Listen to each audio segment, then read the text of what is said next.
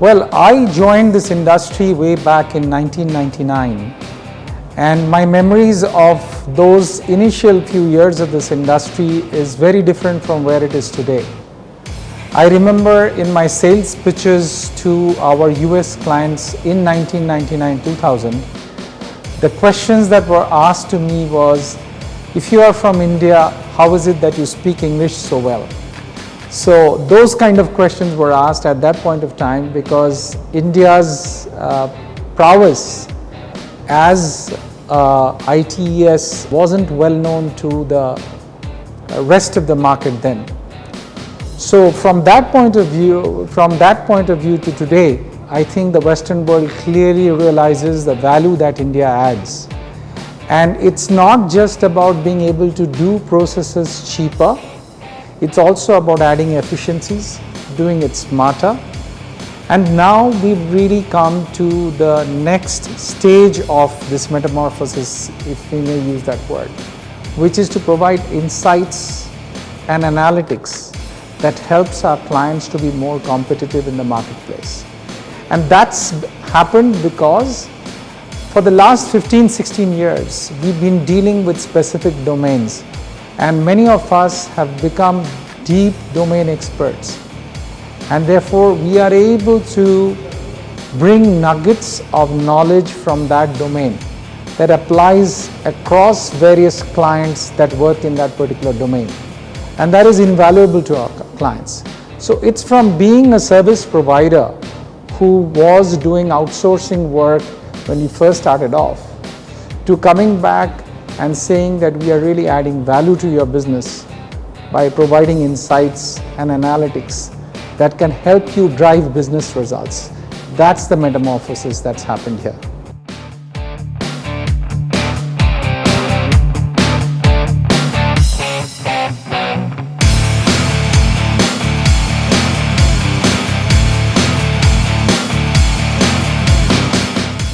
When we first started, we started with broken processes or discrete processes in a value chain of a client's process, let's say. So if the process starts here and ends here, we would be given this, this, and this. As a result of that, what we could only do was to improve those discrete processes that we were handling. However, the process efficiency or effectiveness, whatever you call it, would typically be from here to here, would be measured from here to here. And whatever little we did, we were not able to improve the value across the process. Now what we've done is we've been able to make our way to be able to impact the final result a lot more. We are therefore working a lot more on end-to-end processes and improving these processes using tools like robotic process automation, using analytics and all of that. That's what's helping us to make these things work faster. If you look at the customer experience transformation process as well, through omni-channel strategies and some of the IPs that we have created like Digital Natural Assist, we are trying to improve the customer experience, or we're calling it the customer experience transformation value story. That's what we are trying to do.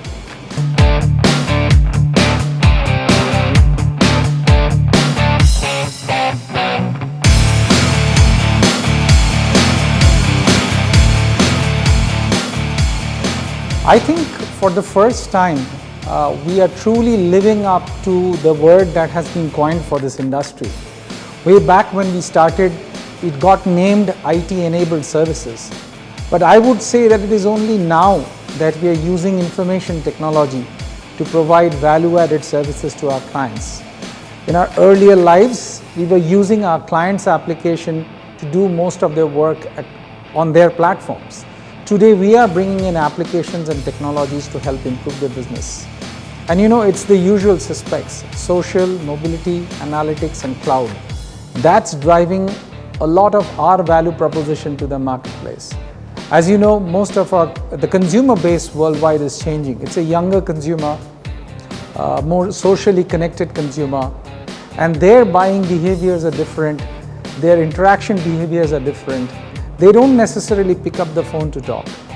They are using all multi-channel, omni-channel methods to get in touch with our clients.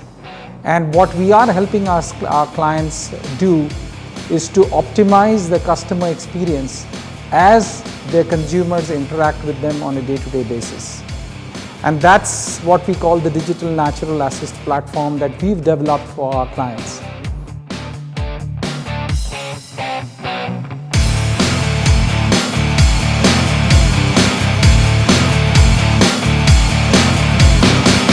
Today, this industry employs about 1 million people. And the spectrum of people who've joined this industry, there's a wide variety. We start with undergrads as well.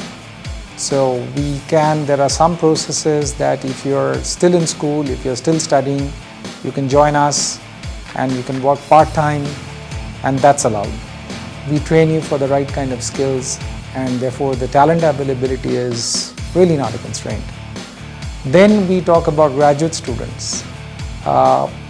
Certain industries require certain specific skill sets. So let's talk about financial services. Financial services would require a commerce background, and in certain high-end processes you would also probably require financial analysts, chartered accountants, and all of that. And as you know, India has an abundance of people with financial analysis skills. Let's talk about another industry. Let's talk about healthcare.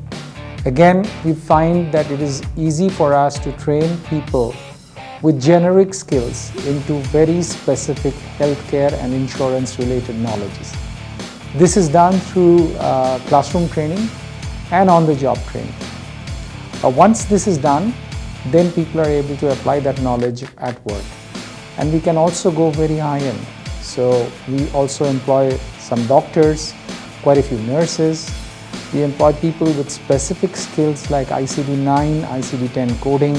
So there's a broad spectrum of talent that the industry employs. And there are also engineers that come in to help in high-end troubleshooting for all kinds of digital equipment.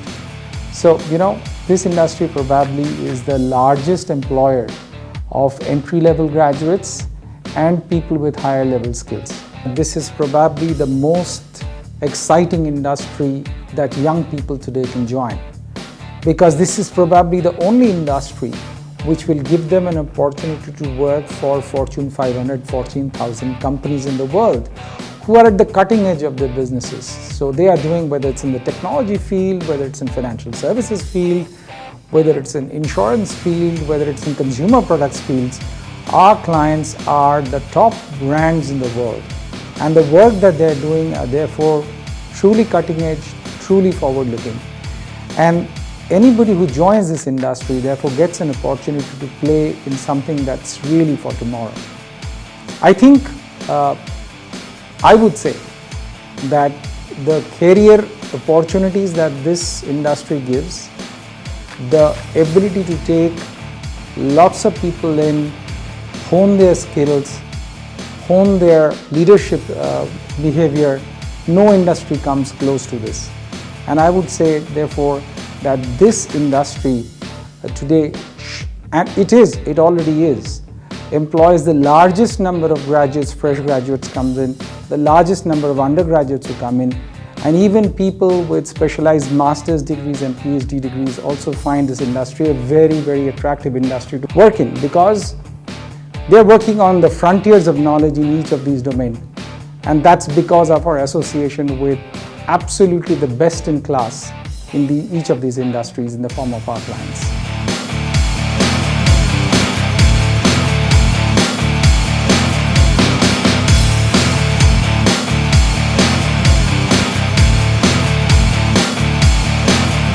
This industry is all about knowledge, and therefore talent development is an ongoing process.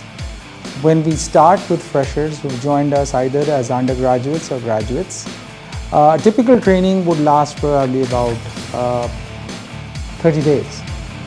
And then maybe we will call them out from work and then provide another fresh set of training, which will probably be at the gap of another 6 months. So training is an ongoing investment because we need to upgrade skills of people as they grow senior in their jobs. And skill building is one part of the training. The other part is behavioral training, which is getting them adapted to higher responsibilities and bigger roles. So we have in-house talent development teams.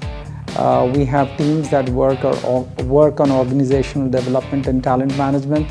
We have in-house courses, almost like a university, where you can do on a self-learning basis or on a classroom basis. And then we have workshops that we organize with third-party players or our own faculty that again works on talent development. So since this is really a knowledge industry, training, emphasis on training and the investment in training is huge, because that's all that is there in this industry. Most of what we work on is on people's knowledge of specific domains or clients' businesses.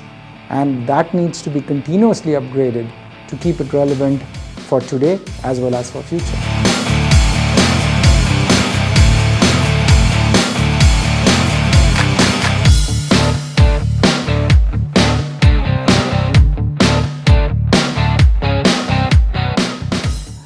We are a part of the multi-billion-dollar Hinduja Group, listed company. We are listed with both the NSE and the BSE.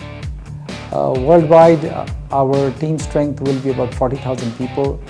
We operate in 11 countries, and we have about 180 odd active clients. Across three verticals, which is technology, media and telecom, financial services and consumer. That's about 85% of our revenues.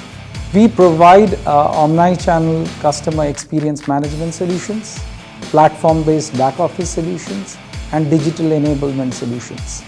Those are the three principal lines of businesses that we have.